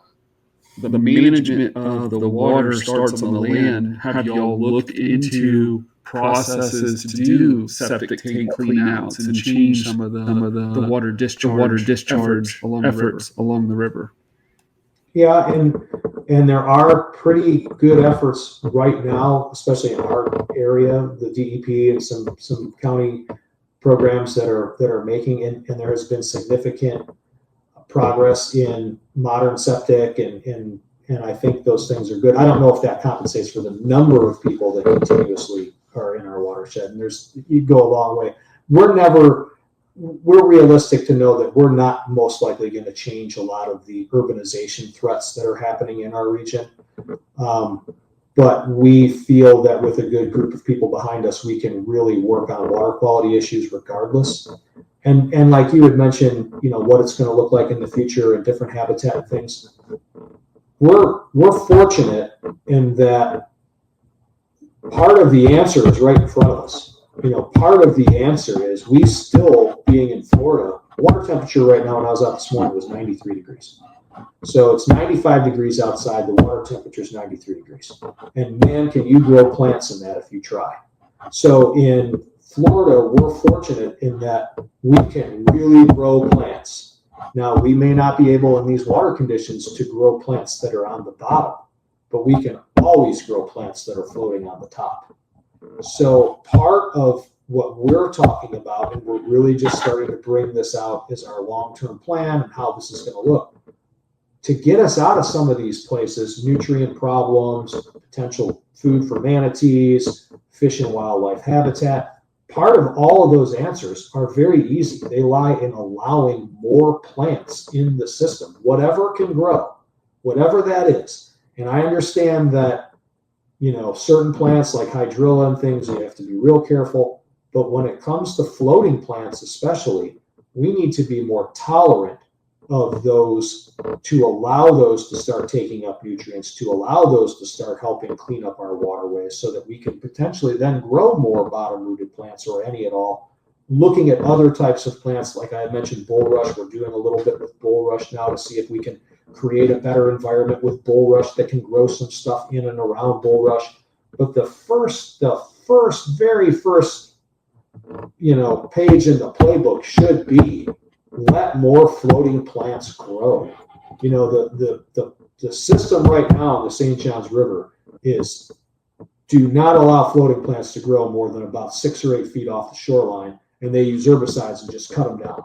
And I mean, and when they say, you hear about flood control and navigation control, it's laughable what they do as far as, for navigational purposes. We go out and measure these things and see, and we've got 95% or more of the river wide open. And that last 5% that has some floating plants is getting treated with herbicides. That's ridiculous. And not only do we have the advantage that those plants can help us with nutrients, can help us with all these other things, but you can actually manage those plants without herbicides as effectively or more effectively than you can with herbicides. Is it more work intensive? Is it potentially more costly? Of course. But how hard is it to go out and literally pick up a floating plant? This thing's not going to get away from you. It's not going to run from you. It's not going to hide from you. There it is. It's a hyacinth. Pick it up and take it out of the system. Whatever that may be. So we can utilize some of these plants to start taking up nutrients and to do the job for us for free. If we could finally get through to management that we need to allow more of them in the system and then manually remove them from the system once they've done their job or they've gotten to a level that they threaten navigation or whatever it is. That is not a hard concept. That is a totally feasible thing to do. And the only people that sit back and say, you'll never get that done, it costs too much money, blah, blah, blah, blah, blah. The state of Florida is spending hundreds of billions of dollars to repair the Everglades. A check in the Everglades to do a project of $4 billion is just another thing. But we can't figure out how to manually pick up plants. I mean, that's not even a comparison. So the money thing is not what's holding us back. It's a refusal towards a new system. But that ultimately is what we need to do. how many I want to say like managers. You mentioned managers a couple times. How many managers or authorities have a stake or control in the St. John's? What organizations are we talking about? So managing authorities. So there's several. There's county governments. There's the Water Management District, St. John's River Water Management District. But the main managers of like plant issues, there's two. There's the Florida FWC and the U.S. Army Corps of Engineers, and they kind of split up where they're at as far as who does what, and it's kind of, there's a line there who manages what. But those two are the big ones. Yeah, I asked that question because we always get, we get a lot of anglers who want to do something locally, and I try to explain to them that there's not a universal answer on where to start because you have to figure out who is the authority, who is the controlling authority of the body, and then you divide that up into their specific tasks. And so the FWC on the fishery side, the FWC on the plant side, and the core. Those are all different groups. And how, if you can, give us what their response. How's their response been to just the overall efforts? Because you are challenging a little bit of what we would historically say is what we would do in management. How's their response been to y'all's work? Well, when it comes to the Florida FWC gets a real bad rap, partially deservedly, but also not necessarily. The Florida FWC is really divided up. I mean, I could get my cheat sheet out and tell you how many different divisions there are, but let's say there's 7 different divisions, and they really do operate, while they were intended to operate as one moving part, that they had this whole sphere of influence that was all going to come out with this organization, this seamless organization. That's not the case at all.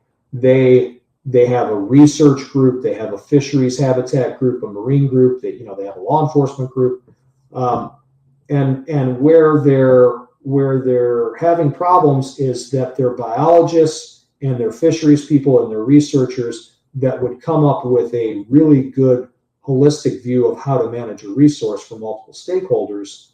They then take their plans, and when it comes to plant management, they have to include the invasive plant management group. And the invasive plant management group, or IPM, is known to be to kind of rule with an iron fist, that they're going to do things their way, and that they're going to have a zero tolerance for any kind of invasive plants, especially exotic invasive plants like hydrilla, water hyacinths. And they use some legislation and some things from decades and decades ago that says right here, we have a zero tolerance for these plants. And where a manager or a biologist will say, hey, we have this big lake, and it's got all this coverage of hydrilla, and it's got a really good bass population, and it's got ducks, and there's all these concerns of everything else. Invasive plant management still comes in and essentially does what they want to do and tries to rule, with this zero tolerance program. That's really screwed things up. That relationship and that issue has messed up more fisheries in Florida than anything when it comes to management. So I'm on the water all the time with guys that are in the water, putting in enclosures and planting eelgrass in the St. John's River, with guys that are literally dragging alligators out of their enclosures, head to toe in mud, risking their health, wanting nothing more than to restore the St. John's River as a viable fishery and resource. Guys that work for the FWC, that are as smart or smarter than me on all this stuff, that we talk about, hey, what do you think about the tilapia? Well, what do you think about this? And they are invaluable to our efforts. But at the same time, they have coworkers and cohorts with their organization that have no problem coming in and destroying habitat without answering to anybody. So it's sticky. So that's tough. So we're working towards, how does that look? How does that dialogue look? Army Corps of Engineers, it's probably even stickier, because they are mandated by these archaic laws of zero tolerance of plants due to flood control and navigational purposes, and their system is zero. We want to keep them as close to zero as possible with no consideration of anything else. They're great at doing their job.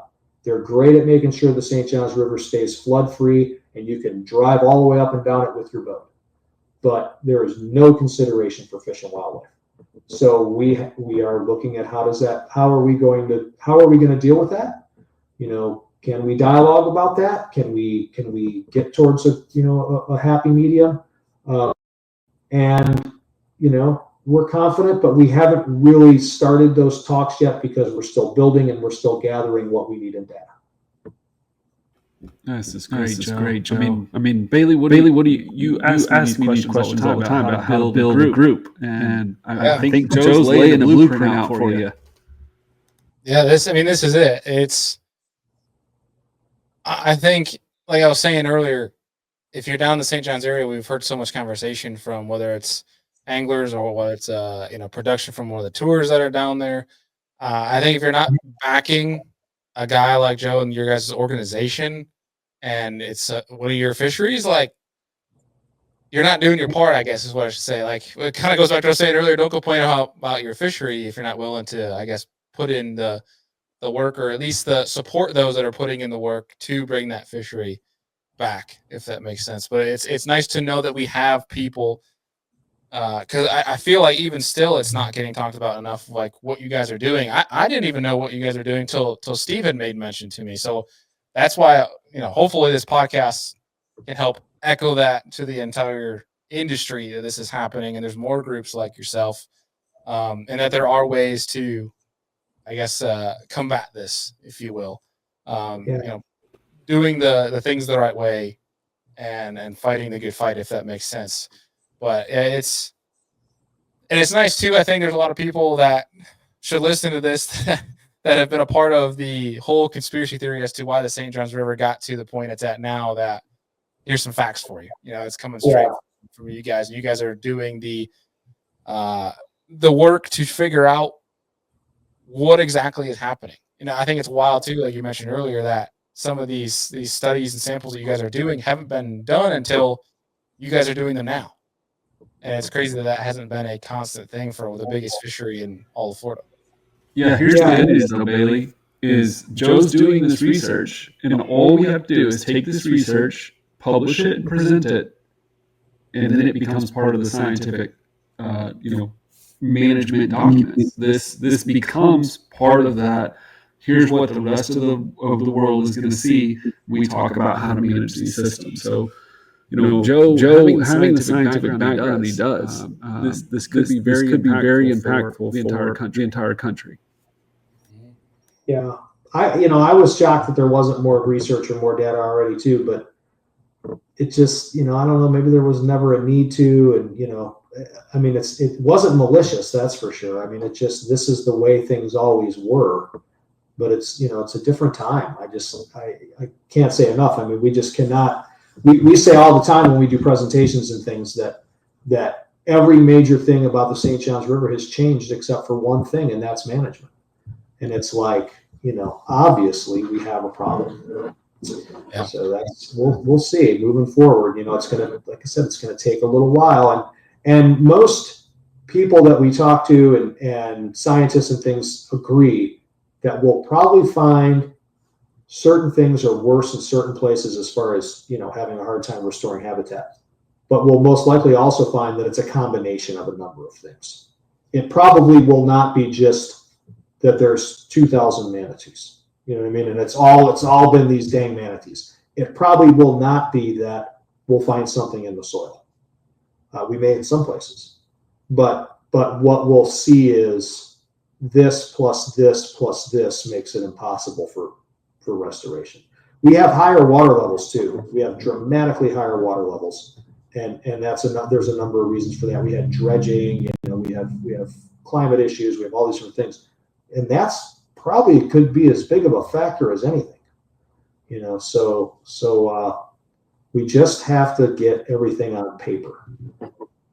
I gotta ask, what is if any, What is the wildest, most outlandish theory you've heard thrown around about the St. John's River? Oh gosh, I wish I would have probably wrote them down, or I wish I would have known to think about that, because I probably won't give you the best one. I don't have one off the tip of my head, but most of the real conspiracy theory ones are that the vegetation is being killed on purpose with herbicides by managers, so that because they have to do that, because that's how they get paid, they have to use as much chemical as they can. I should probably say, as I'm telling this is not what I think, people. If you only get this 2 seconds of this clip of this podcast, this is not me making this up. They have to use as much chemical as they can for their contract. And they do that on purpose so that later they can then restore it and get paid to restore it and get paid to sell the vegetation back to us to replant it. That's what people think, that it's a cycle. I've definitely purposeful. I've definitely heard that quota. The quota side of that. We have to hit our quota so we can contracts. But I've never heard that then they get to go replant the vegetation. I guess I need to get in on that gig. They just connected those dots, but yeah. So it's evidently this cycle. But we hear all kinds of stuff, mainly about herbicide use and covert government, and black helicopters, and all this other stuff. Oh, that's Bailey texts me that kind of stuff all the time. He's like, "Do you see this drone that can spray herbicide?" Yep, that'll be next. Don't make me have to be a conspiracy guy. All right. You gotta have some role here, Bailey. What are you just producing this thing?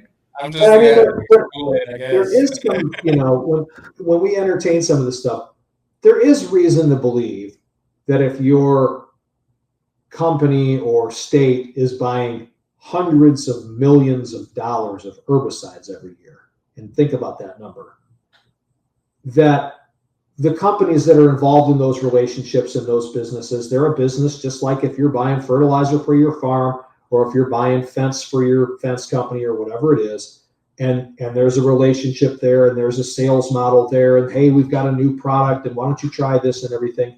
So I mean, there are interests involved in $100 million contracts. There are people involved in the business side of that. I get it.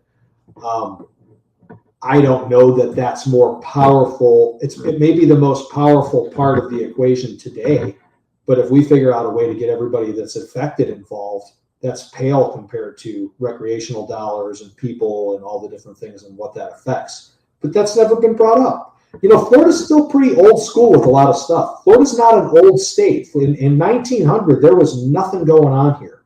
We still have what we call the good old boy network on a lot of stuff. And there's, from agricultural interests and different things, there's a lot of stuff that they just are rolling along the way they've done it for a long time, and it just hasn't come up to speed with modern times. So it's time that changes. We see that in other places. We see, we follow all these other resource battles. We talk about the Everglades all the time, Indian River Lagoon, coral reefs, Apalachicola, commercial oysters, all these different things that are these huge mega resource issues. You just don't hear anything about freshwater Florida. You don't hear about that. And it's because no one's done it. No one's picked up this ball the right way yet until us. We hope us. But it's starting to roll. So that's the key. Yeah. Awesome. Steve, you got anything else for Joe? Well, I want to give Joe for what it helps. If you have anything that you ever need to get out to the public, you can use us. If it's 5 minutes on a show, if it's a full episode, anytime you have an update or you have the need to get some volunteers, send it to us. We want to help you. We want more people to be involved. If you mentioned Duke Energy and Bass Pro Shops, like if you need corporate help, Bailey and I have a good network, and we're here to help you. Yes, sir. Oh, we would love that. We could always use more corporate help. Of course.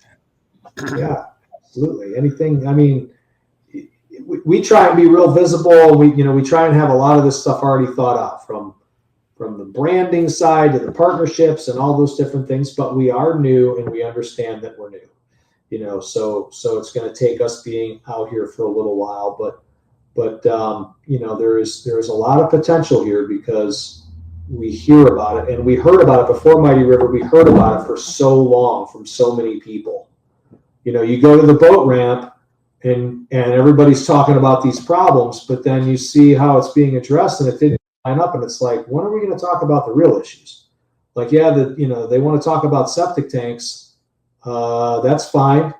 But when are we going to talk about herbicides, or when are we going to talk about all these other things that no other group is doing what we're doing? And I don't know if there's a big conspiracy reason for that, or it's just people don't want to pick up that duty. But it's just like, we're not going out. And we saw that when we formed the nonprofit. Nonprofits have a tendency to have a big plan, and then when they figure out how hard it is, they try and grab something for a small win, and it helps. And if you want to feed all the hungry people in the world, but all you can figure out how to do is to feed the ones in your community, that's a big help, and God bless you for doing that. But we're not going to go into this and go, oh, well, the herbicide issue, it's too complicated. The tests are $2,000 every time we do a test. No one wants to help. There's all these corporate problems. There's, problems with the legislature. Then too bad. Then we'll never be that big. Then we'll just be crazy people working on that issue by ourselves at home. And that's because we're not going to drop an issue that has the potential to be as big as it is. So we're going to continue to see this through all the way with every variable as scientific and as transparent. And like when we get these herbicide tests, we're putting them on our website. I mean, that's it. We're going to put them up there. So if it's zeros all the way down and herbicides are not affecting it, then we'll take those lab results from independent labs and we'll post them on the internet. But if it's not, we're going to post that too. Because that's what we want. We want to be the transparent group. So when people say, hey, did you guys look at the blah, blah, blah? We think this is crazy. We'll say, yeah, we'll look at it. That's our goal, is to be true and transparent. Your passion is so evident in this episode, Joe. And we just can't thank you enough for all the work you're doing, for coming and sharing it in such an articulate way, and really having a complete understanding of the scope and kind of issue, and being realistic about the fact that this may or may not be something that can just be solved. And it's definitely not going to be solved quickly and easily. It's going to take a lot of effort. So we just appreciate your transparency on that. We fully support you. If you want to become a member of Mighty River Recovery, Bailey's going to put it in the description. I keep pointing down because I assume that's where the description is below this. But maybe it's not. Maybe you're on a podcast and it's in the more about. I don't know. That's not my realm. But what I'm telling you is, go to Mighty River Recovery. It's .org or .com, Joe? .org. .org. Go to Mighty River Recovery. Become a member. If you can, financially support. If not, Joe's got a sweet hat. For those hats for sale too. Oh yeah, we got merchandise, and we got some pretty good merchandise. We got hats, we got buffs, we got shirts, we got long sleeves. A lot of different hats. People love the hats. So we're always expanding our hat line. So yeah, we've got merch, and it helps. Everything helps. So become a member. Buy some merch. Volunteer if you're in Florida or visiting Florida. Anytime you're there, just help out. Thank you. I appreciate it. They'll find everything they need in our website. Volunteer page, everything. Cool. Perfect. Thank you, guys. Thanks, Joe. Thank you for your time. There we go. All right, folks. That is going to do it for today's show. Hopefully, folks got a lot of insight into what's really happening, from an unbiased or agendaed opinion on the St. Johns River. But it's cool to see somebody boots on the ground trying to, I guess, not bring back the St. Johns, but put the pieces of the St. Johns back together in a better way than it is right now. Well, it's a better approach than throwing a bunch of stuff out there and it not working. Yeah. Had they got a big legislation changed and, put cages up throughout the entire river or whatever, and it not worked, then we would have wasted money. And what it sounds like Joe's team is doing is, he's picking little areas and little projects, and they're just eliminating things. And the longer he does that, I think he'll start putting the puzzle together. And even if he doesn't, he's building a blueprint for what others could follow. or he's answering some questions that are, getting pretty nasty on social media. So we'll see Yeah. where it goes. Yeah. We'll be curious to see, folks. I know everyone's got an opinion, that's for sure, Yeah. as always. But I think there was a lot of good to come from this. And again, what we said it a couple times in the show, but especially if there's people in that region. But I'm going to go join myself and see what I can, Good. if there's anything I can do to help. But um, if you're in that region, like you said, it's free to join. And all you're doing essentially by joining is supporting what's going on. And especially if you fish the St. Johns River yourself, there's no reason to not do this because it's only Right. going to be supporting a group that's trying to make your fishing better. Right. So it's a no Yep. brainer. And I've been a part of a lot of nonprofits, and Joe is right. When you're applying for grants, it's an application. And they want to know how many people are impacted, and they want to know how many people are participating. And so having that free membership is a really big deal. Yeah. Sign up for it. And, it's not a bad logo. If you want to get a hat, you want to get a shirt, a sticker, like those things are only going to help. It's $2,000 for every soil sample he wants to run. Mm-hmm. It's a lot of hats. Yeah. That is a lot.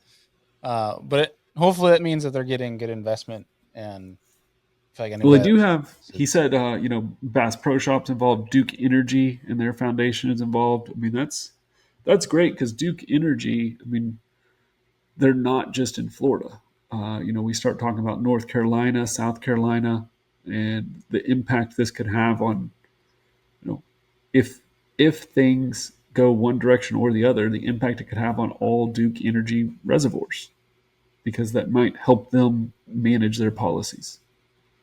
yeah. It's awesome to see and awesome to hear from that from Joe. And if anybody has any questions or anything about that, obviously the DMs are always open, email is always open, and obviously we'll Yeah. be collaborating with Joe's organization on social media. So I'm sure their DMs are open too. We'll tag them down below if you guys would like to reach out direct to them. But awesome stuff, Steve. Anything Yeah. to conclude from that? I mean, as always, if you loved it, if you hated it, if you think we're completely off base, put it in the comments. Let's see. Yeah. We want to have that same discussion. We want to hear your opinions, and we want to keep bringing you the guests that are doing the things that no one else is. And we hope that you could see Joe's passion. I think that passion drives most of the very successful people in this industry, and Joe has it in spades. Heck yeah. Well, Steve, are we ready for the lake hotline before we wrap this Yeah, sucker up? let's do that. All right. So our lake hotline is asking the question of obviously if you see a fishing decline, but what other signs can you tell from a fishery that a fishery is declining? Is declining. So, of course, a rapid change in water color or clarity would be an indicator that something is happening. That could be a seasonal change, or if it's projected over a long time, that observation alone would mean to me that something is changing. It may not be getting worse, it may be getting better. Whenever I start actually catching fish, if they have emaciated bodies, so they're skinny, long, skinny fish, big heads, those things are signs that fish grow through what's called indeterminate growth. So, based on what they eat, they grow, not based on their age. And whenever we see a long, skinny, big headed fish, Yeah. that fish has had the forage it needs to grow to that adult size. And then in the last couple of years, for whatever reason, that fish is losing weight. Now, a largemouth specifically needs to eat 5 times its body weight per year to maintain. So let's say we had, a great fish. It's a 23-inch fish, and it should weigh 8.5 pounds. It needs to eat. I made my math hard. It needs to eat 8.5 times 5 every single year. Okay. If it eats 6 pounds, it's going to lose weight. So whenever we see these fish that are emaciated, what that means is that that fish currently cannot thrive in the environment. Now, one fish doesn't tell the whole story. So you go and you fish and you catch 20 in the day, and one fish is really skinny with a big head, but then all the other fish in the fishery are small. They're 10, 12, 14-inch fish, and they're all skinny. That tells you a bigger story. That tells you a lack of forage. We're lucky that we have great electronics now to where we can see the forage out in front of us or to our sides. If we're not seeing forage, we're in a bad place. So signs that things are declining is a rapid change, color, clarity, a loss of habitat, all of a sudden like a big change. Fish that are underweight or undersized, and then the inability to see forage. Now, if you ever pull up to a boat ramp and you see like extremely bad, like fish that are coming to the surface and they're almost like gaping, gasping at the surface, that's they're gasping for air. Like that's a sign that there's an active fish kill. That's a totally different subject. That's not a fishery on decline. That's a fishery that is in an emergency. But a decline takes a long time. And as those signs of decline are always just looking at the condition of the fish. The fish that were current, in the past, they were thriving. They're currently not thriving. That's my answer to that one. Love it. Heck yeah, man. Cool. Well, that's your lake hotline question for today. We'll have obviously more prepped up for the next show. I think we're going to start ripping some 2 or 3 questions on these. As we go Glad to do forward. it, Bailey. Getting a bunch We're coming getting in. them. Yeah. We're getting So them. keep And I contributing. enjoyed the Q&A show. I don't want to do that all the time, but if we get a backlog, we may just have to do another Q&A show. Maybe just do a bonus show. Bonus show. Maybe huh? they get 2 in a week. Maybe we'll put Steve to work and do 2 in a week. Okay. Deal. Well, folks, appreciate you guys for tuning in. As always, Steve, you got anything else for the folks before we sign out here? That's it. I'm headed to Black Bass 2025. I will see you there. Yes, sir. Starts on the 10th, so it's coming around. It's coming on heavy, yo. I got everything all booked. We'll see you there, my friend. You're going to be there. Heck yeah. All right, brother. See you there. All right, man. Folks, appreciate y'all. We'll see you on the next one.